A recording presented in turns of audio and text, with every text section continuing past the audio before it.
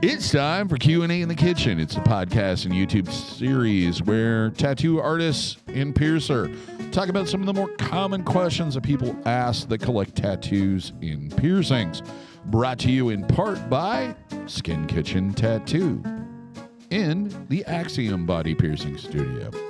Today on the panel, the usual crew, the motley crew, the evil crew, the good crew, the solid crew, I don't know what other kind of... You said solid, not salad, right? Yeah, solid. Okay, but I mean, I like salad. No. Salad's good. Yeah. I don't touch it. It's good to have roughage. Yeah, it depends on the dressing, though. What are you, more an oily dressing or more of a creamy dressing? I like to kind of switch back and forth. I like Russian. Yeah. Like the Russian style dressing occasionally because it's got that tang to it, but I always like blue cheese. See, when I was a kid, I got stuck on Italian dressing, like or oily Italian. Oily Italian. And I just freaking completely blew it out. I can't even look at it now. We couldn't get my kid to eat salad forever. Really? And then we eventually got him to. And he would take each piece of lettuce or carrot and individually dip them into the dressing and eat them one at a time. Hey, man. That was the only way I could get him to do it. It's getting in there, you know? Yeah, it worked. Well, I'm sure that everybody tuned in to know about our eating habits. Salad preferences. But we're going to talk about today is tattoo and piercing trends that we would like to see come back from the past. Yeah. Things, and I don't know if we're going to talk about things we'd like to go away or not. I don't know. It's kind of negative, but we'll maybe brush on that. We might dabble. So I'll start it off. One of the things I would like to see come back is maybe not Taz, but a Taz-like character that has the diversity and the the flexibility and easiness to switch into various different roles. Like you used to have like the Taz the fireman, Taz the cop, Taz, and it was beer always mug, riding a surfboard, yep. And it was always interesting to me to see how many different types of Tazes people could come up with. People did get pretty creative, I guess, with that. But yeah, man, like I don't even know if kids would even know who the Tasmanian Devil is now. You know, probably not. He was, I don't know. He wasn't really violent. But he was like this aggressive, scary guy. Yeah. So I could see somebody getting upset and kind of getting those kind of putting those away. But but yeah, he was one of my favorites, and he was like the little. Who was the little Martian guy on Marvin. Flintstones? Oh. No. The Flintstones was the other dude. What was his name? He had a weird name. Yeah. But it was like he was one of my favorite characters. But he was just kind of like a little, that's the way Tasmanian Devil was. Like there wasn't just a Tasmanian Devil cartoon. Nope. So that was part of the reason I liked him, because they kind of just dribbled him in here and there. Yeah, what was the Martian's name? Marvin. The one. Oh, yeah, the other one. Dum. It was something like Quant, it's like it's really strange. All right, if anybody knows the name of the little Martian guy on the Flintstones that used to pop in, he has little wings coming off his head, right? Little antennas. And he would float around, I believe. Put it in the comments. That would be fun. But yeah, Taz, it's interesting to hear a piercer say that, because I don't know many tattooers that would say that. Well, I know you guys got sick of doing them, but I mean, it's like one of those things. It's an iconic part of the rebound or the rebirth of tattooing, that most of these guys are running around getting these Tazes. It does definitely kind of like the thorn armband or a barber. Yeah. It really does mark kind of a point in tattoo history or human history, I guess. Yeah. Because people just do not get them anymore at all. There you go, kids. Go out and get one. And really, like back in the day, we used to do like Bugs Bunny. Yeah, all the Looney Tunes. Mickey Mouse, even like Garfield. And, you would do these like Daffy Duck and, Mighty Mouse, all these little characters. And people just do not really get them anymore. I have one client that we're doing a sleeve that's like Cartoon Network sleeve. Yeah. And what's something laboratory? Dexter's Laboratory. Yeah. Now, like the sleeve I'm doing includes several characters from that. I've never even seen it. Really? You're missing out. Yeah, it was actually a pretty good show. Yeah, it was. And he's getting this whole sleeve done of his favorite, cartoon people, and every single one of them, I've really never seen it. So it's basically like kind of like me dating somebody in their 20s. Yeah, and having it's like no cultural them getting no references at all. Yeah. Well, I mean, kind of like those cartoons and stuff that they grew up with are their Bugs Bunny and Tom and Jerry. I guess whatever, that's true. I think it's funny, because like I was saying, they wouldn't even know who. Hey, there he is. He's got little antenna. That's the guy. The Great Gazoo. The Great Gazoo. That's it. That's fun. So that is the guy, but who was I thinking about that had he's got little wings that kind of come off? I don't remember. I don't remember one with wings on his head. Yeah, he had like these. Well, there was Marvin the Martian.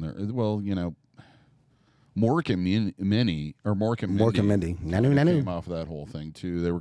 He said that he loosely based some of that stuff off of him. Oh, okay. But I don't know what. Yeah.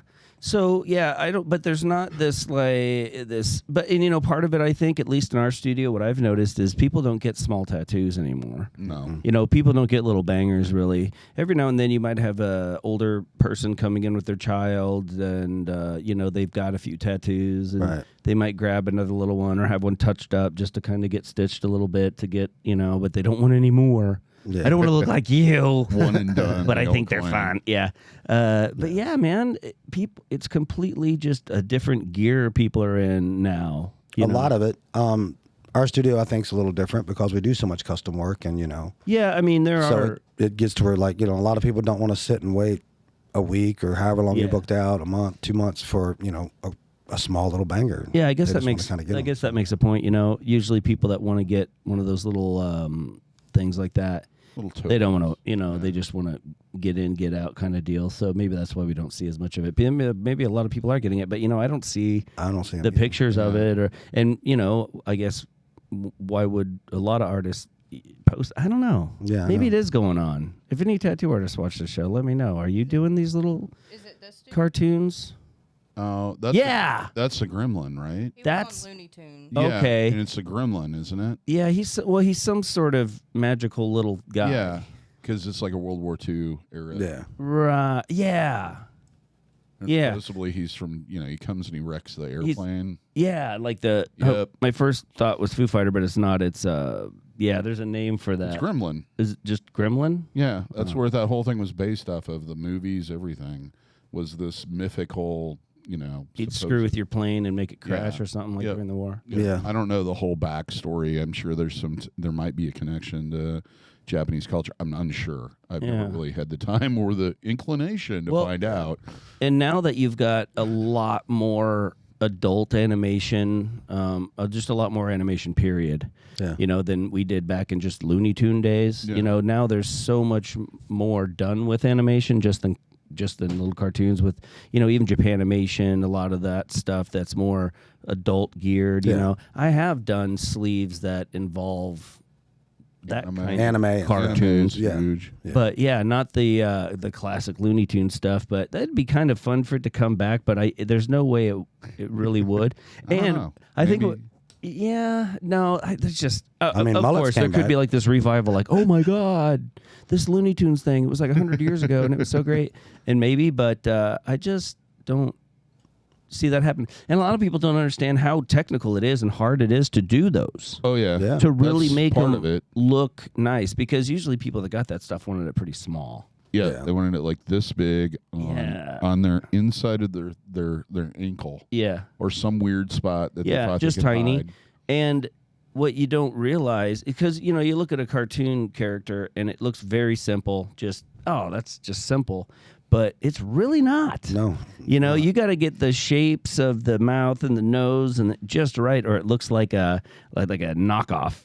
Yeah, and that's it's like portraits to a degree, because people have a set idea of how that it's supposed to look. Exactly. And you can't deviate a lot from that, or it totally ruins the effect. And on top of that, you've got these very noticeable and particular colors that people notice them. So you really have to try hard to really nail the color too. And so they are kind of a technical thing, Well, these days, the more simple and small and, quick arrow tattoos, lines, that stuff's some of the hardest stuff to tattoo. It's the most stressful. It's stressful as could be. Because you're putting on you're making a line and you're trying to keep that depth and that straightness of just this one line that you can only make one pass on, because if you hit it again, it gets wider, or it's what the term I use is there's no hiding spots. no, not at all. There's no shading, there's no coming back to it, there's no calligraphying it, and you get one shot a lot of times. Like I would be more relaxed and it'd be easier to do a whole sleeve of whatever than to just do one circle as big as a dime. Yep. You know what I mean? Because like I said, there's nowhere to hide. Nope. You can't kind of shade it out later or go back and sculpt it and not have to go and sculpt everything else. Yeah. And then even when you do go and sculpt everything else, if you go just a little bit, okay, then you got to sculpt it again. Yeah, a lot of people don't realize that. But if you think like those arrows and stuff are simple at home, just take a ballpoint pen and try to draw one. Get a piece of paper, put it on your friend's arm or back, tell them to stay still, and then draw a perfect straight line and just draw a perfect arrow. And if you don't have a friend available, try doing it on your cat or dog. That's about right. And there are some clients that are like cats and dogs. Oh, boy, that move like you would think they would. And they have no control over it for the most part. Well, if you ask them, they don't. Yeah, well, we try to give them the benefit of a doubt. Yeah, every now and then I get it. I understand there are those little twitchers. But, man. Yeah. Some of them can be bad. I had somebody drive me up the wall with that. I was doing those excuse me, Chucky tattoos. Yeah. Chucky and Bride of Chucky. And, oh, my God, this guy, every single time I'd go to pull a line or saturate something or do some shading, he would just start kind of trim or shake. Every single time, man. And that stresses the guy out. Yeah, big time. But I guess that's kind of off topic. And back to the other thing, I think with simplistic tattoos, like your average Joe is going to look at it and go, that doesn't look that hard. Those are not really impressed with. It's more the people that are more in, the art and kind of know it a little bit more. The more hardcore people will go, wow, that's really incredible. The same thing with like stuff that's really heavily saturated. I don't think people really realize how much work that takes and how hard and difficult that is, especially really bright colors on areas that get the sun. Yep. So what's one of the trends you guys would like to see come back?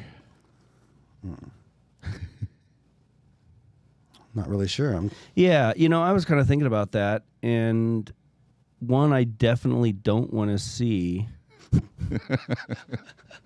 is armbands. Yeah, I don't miss them. Talk about really hard that looks really simple. Yeah, totally. And that's one of those, like, the more simple it is, the harder it is. The worse it is. Like when people want just one line going around perfectly around their arm or something, it's the same thing. It's not a perfect cylinder. It's like a Coke bottle, it's got all these contorts and changes shape and so size. You can't really stencil it a lot of times because if you have a cone like this and you've got a piece of flat paper and you start wrapping that flat paper around the cone, it's going to follow the flat surface of the cone and want to spiral down around. So it works a lot the same way with an armband. You start putting that flat piece of paper across the arm and it wants to follow that contour and miss each other. So they're just a real pain in the butt. And on top of that, it cuts your arm off. There's if you ever want to add there's to no it, way to blend one way or another. Yeah, now you've got two sections of your arm no matter what, really. Yeah, and that's why when I this was one of the first tattoos I did on this arm was I wanted the finish line. Yeah, it goes one or two ways. Some people want this nice clean sleeve shirt kind of feel. Another people just kind of want it to trickle or fade off or something like that. But down on the bottom, no big deal. But that always bugged me, and I would tell people, like, are you planning on getting more work later, because it's going to be really hard to add to this without making it look just abruptly stopped and start again. And what I would tell them is, it's not a huge deal, but you just remember now basically you're creating a roadblock for the rest of your life. And even if you do get a sleeve, like you come up with an idea to kind of fill this, and then you fill the upper shoulder, and then you still have this thing that break, that just chops it. So. I get the idea, it's fun to have like this band around your arm, but don't do it. See, I think it would almost, if you did panels, like it was like that kind of makes sense. What do you mean panels? Well, like if you're doing like let's just, my mind works this way, comic books where you have like separate scenes that might kind of work, but in something that flows, it doesn't. Yeah, well, right. Well, I mean, there's ways to make that flow if you're going to, you can use different ideas about it. But when it's just like tribal or just a design that just, it's flat and it goes around, like it's a dam in the middle of the lake. Right. You just cut this part of the lake off from that part of the lake, and you can do whatever you want unless you cover it up. It's not going to be, it's not a big deal until you want one of them big, nice, flowy, sleeves that you see other people with. Well, that's no longer on the table for you right now. Like, you're limited. It's just sitting there going, nope. Yep, you're roadblocked. You're done. Sorry, it either starts here or it starts there. Yeah, and I guess that's what I mean. Like, you're really, you're cutting off a couple exits on your trip here. Like, you can't do that anymore now. Right. Now you're limited. But it was really common, especially in the 90s, to have it right just below where the T-shirt fell. Yep, just peek out. Right there, which is 3 primary places to get tattooed. Mm-hmm. Back exactly. arm, mid-arm, and then, 4. Yeah, now you have a little spot up above your armband, and you've got this weird little spot below your armband on the inside, and it kind of shot some people in the foot. Okay, and speaking in that period of time and tribal and everything else that was going on, ass antlers. Lower back tattoos. I love those. I do too. They're very accentuating for a lot of people's shape, women's shape, men's shape, whoever prefers it. But I was so sad when those started getting a bad rep and they started calling them, these weird names and tramp stamps and stuff. And because then they almost dropped off overnight in a way. Yeah. It really went from, if a girl came in, 80% of the time, it was on their lower back, and then it went to 0. Yeah. Which is sad, because it is a sensual, nice, pretty spot where you can kind of flow and put some movement there. It's a really neat spot, but it just got totally hammered by people picking on it and calling it silly names. It's almost like it shifted up to the rib cage.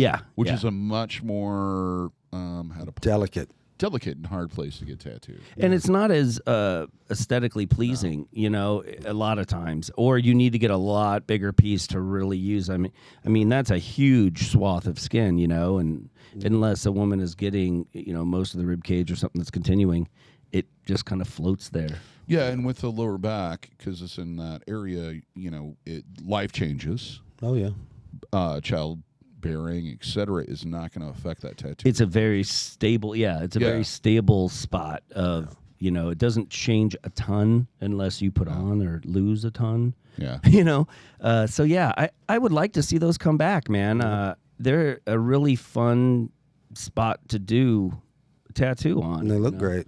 Yeah, you like doing them too, huh? Yeah, I like doing them, and I think they're very accentuating. I think they look nice. They complement the body very well. And on top of that, it's a comfortable, relatively accessible, easy spot for a tattoo artist to work. The client can stay pretty stable because they could lean forward onto a chair, have something that they, can hold stable, on to, and then we have a nice, relatively flat, non-gushy, stretchy spot where the skin stays pretty, pretty taut, pretty nice the whole time. So, come on, people, get your tramp stamps. And it doesn't have to be this big, bold, and it might. No. And a lot of times, and it's an easy place to hide.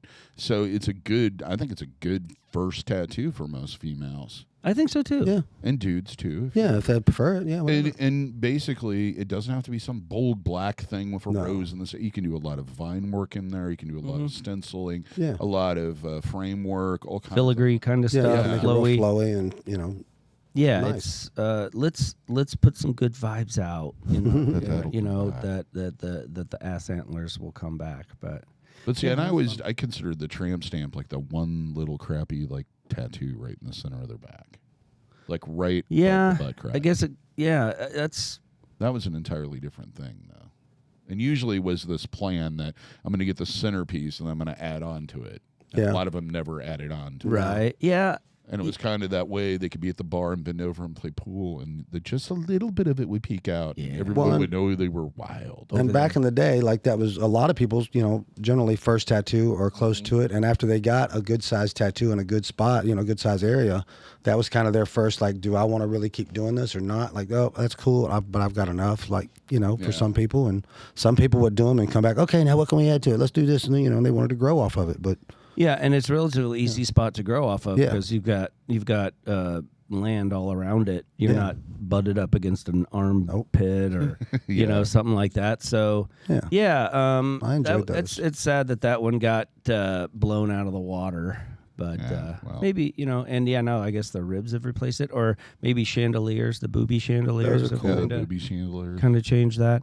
And you know what? I bet if they came up with like a degrading word for those, it would go over. It would go away. Yeah, more than likely. Yeah. I used to like when people would come up to you and go, oh, man, I got a tattoo. Mine's on my ribs. I'm like, sweet, let's see it. They got like a little kanji, like as big as a quarter or something. I'm like, that's cool, but like that's not really a rib tattoo. That's a scratch. And see, generally, when I think of tramp stamps, I think of the kanji that probably says, strength, sweet and sour pork.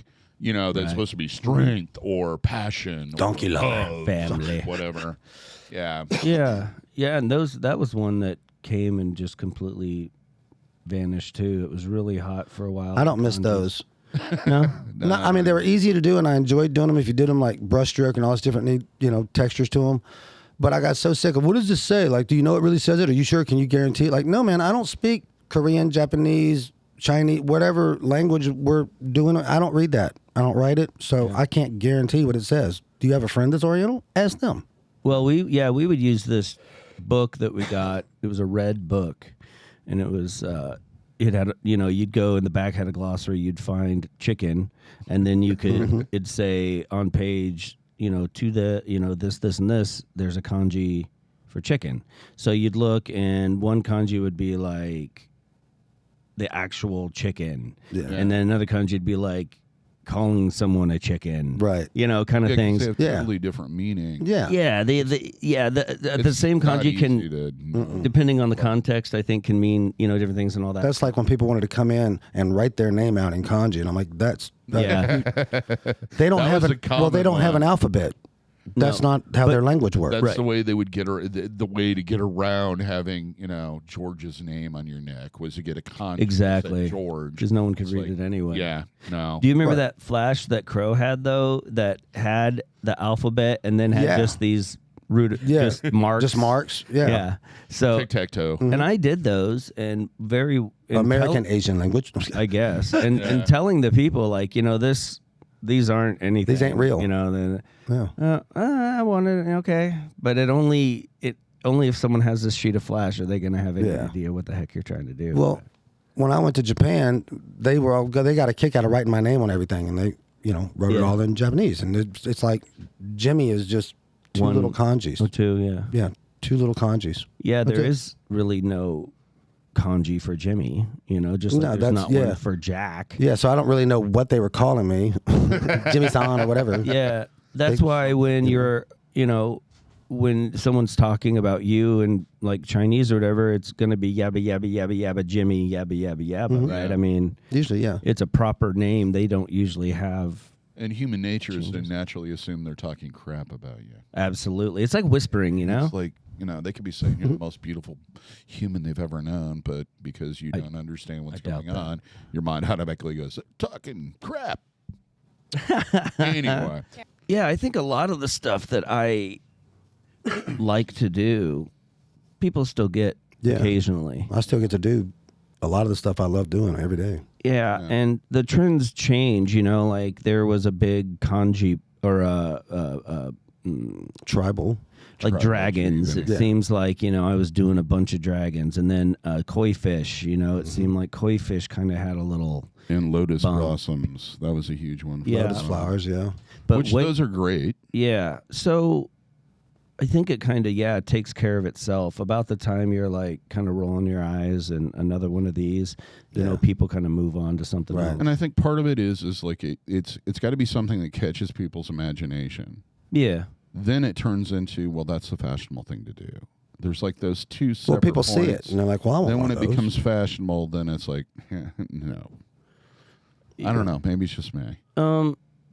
I think people like the owls. Owls got really popular. Well, I think it kind of came from Harry Potter because there was like an owl in there, maybe. But then it just seemed like owls were everywhere. So then we were doing a lot of owls. But it's weird. It's like this global consciousness kind of thing. Well, back when we had the tattoo magazines, everywhere, somebody would get a really nice piece at a convention or a studio or something, like an eagle or an owl or a dragon, and a lot of people would see that and go, "Wow, man! Like I never thought of that, but that would look really cool." And then they want one, and then you got this movement of people that all kind of have that same collective idea. They get inspired. Yeah, they've been looking at the same art in the same magazines across the country.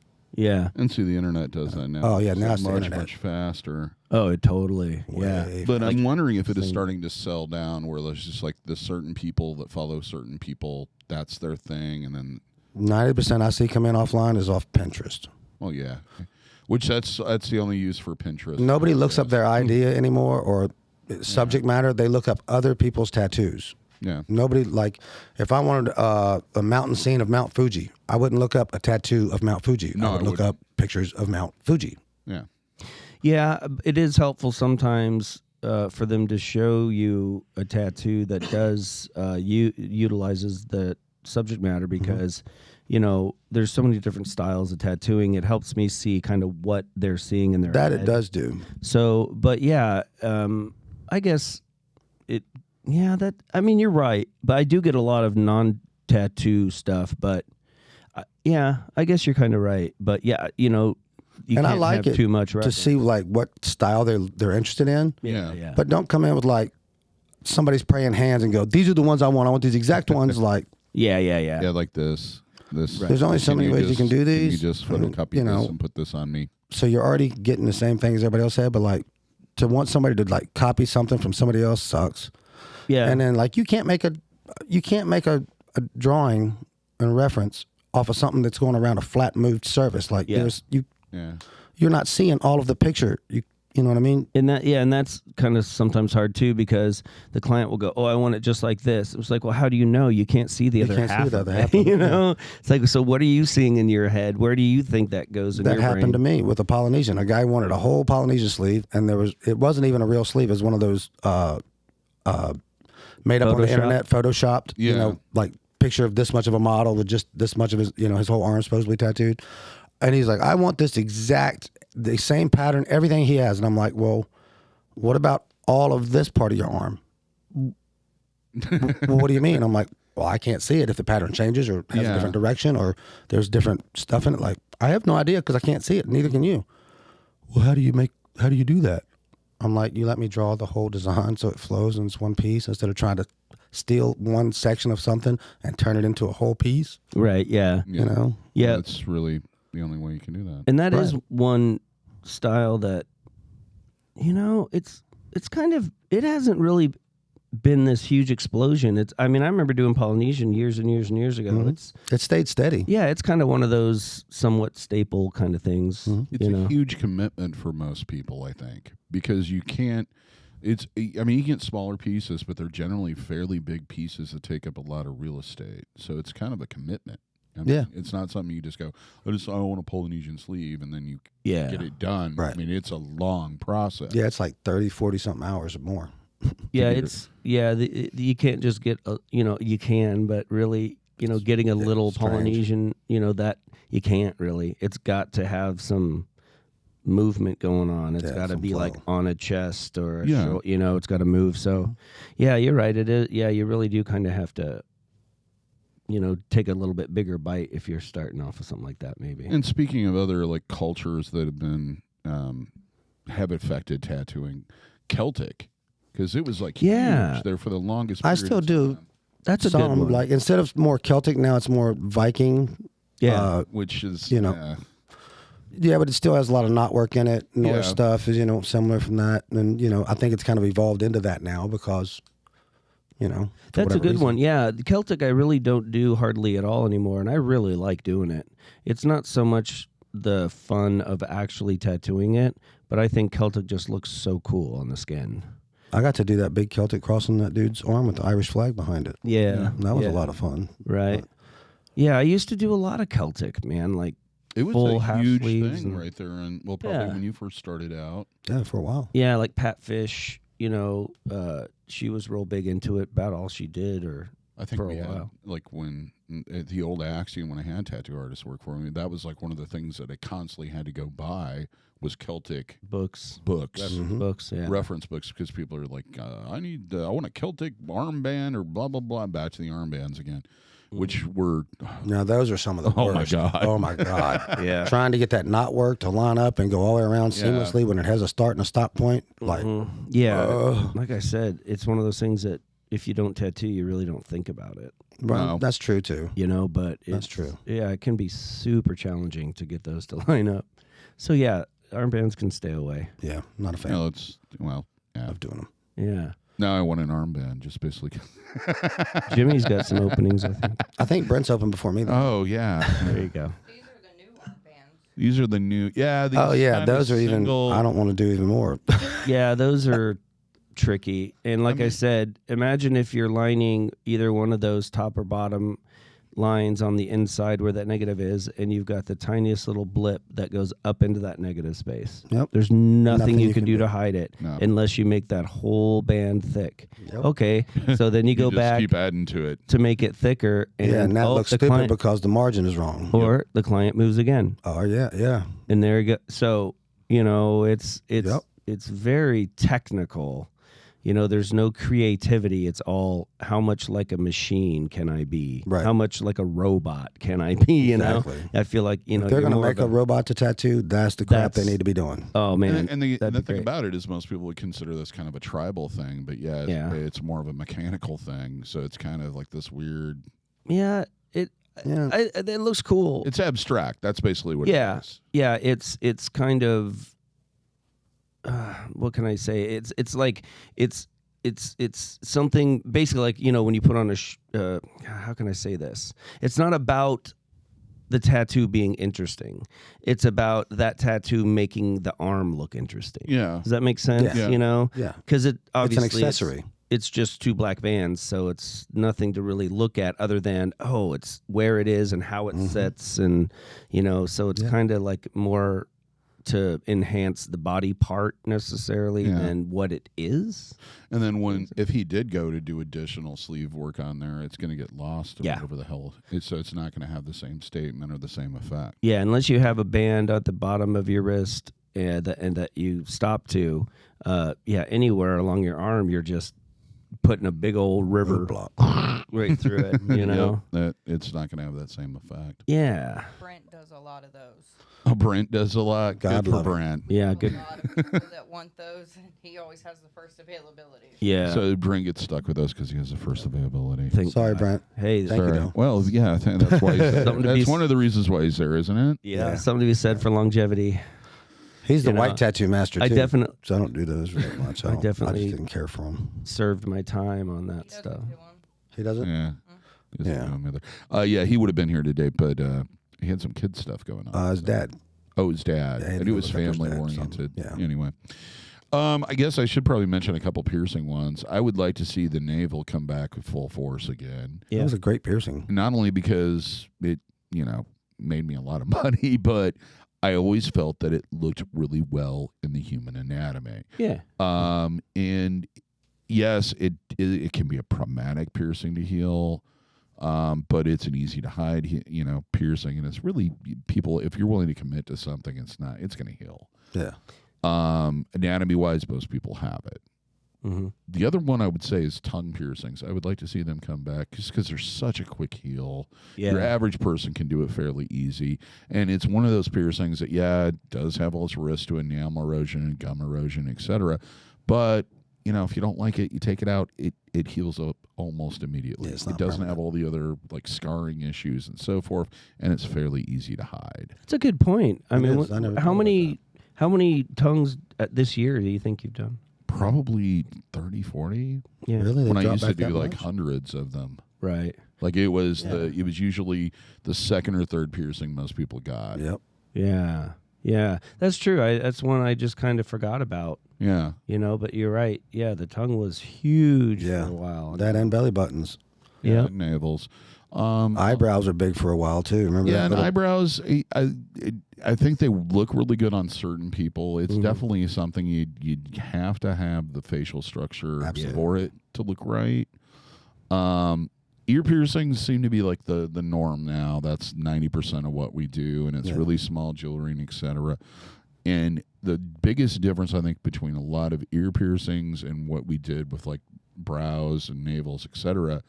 And we were talking about, me and Jess were talking about this earlier, is when you look in the mirror after you get those piercings done, it's a finished product. Yeah.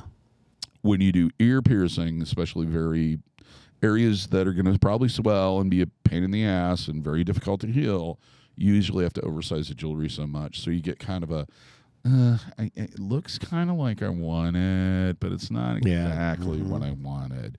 So it's kind of a big difference. Yeah. A lot of nitpicking. Yeah, I wouldn't have thought of that. True, but yeah, that, you know, because you want your client to be as excited and love it as much as you can, and they're not gonna maybe understand going in that they're gonna have to wear a piece of jewelry that isn't as aesthetically pleasing or one that they wouldn't want to wear forever to give way for the healing.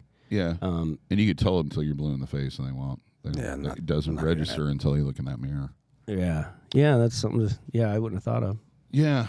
Well, I think we've done really well on this one. Yeah. We didn't talk negative, so mostly not negative. Hopefully we didn't offend anybody that has a tattoo that we made fun of. I don't think we made fun. I have a couple of tattoos that we could make fun of. I mean, oh yeah, We'll maybe do that in the next episode. You'll have to tune in for that one. Yeah, like the Daffy Duck on your left butt cheek. Yeah, that's awesome. Well, Elmer Fudd is after him. That's why he's running. Yeah, I know. And that's Death Valley. Don't ask where Bugs Bunny is, though. Don't ask where he is. Down the rabbit hole we go. Oh shoot! I'll never tell. But you have been listening to or watching Q&A in the Kitchen. We post these roughly about every 2 weeks. We've been a little bit off lately because we're busy fellers. That's the way things work. If you enjoyed this, like this, what have you, give us a thumbs up wherever you're at or where you're listening to this. Also, subscribe, hit that notification bell so that you're notified every single time we post something. Check out our merch store. Link is in the description. We have lots of different apparel and products, lots of different designs. And all of it goes to help us buy more equipment, which is one of my addictions. Till next time, here's hoping all your piercings and tattoos heal with ease and without a single issue. And if you're in the Des Moines, Iowa area, we hope to see you for your tattooing and body piercing needs in the future. Have a good day, everybody. Thank you for watching. Be nice to each other.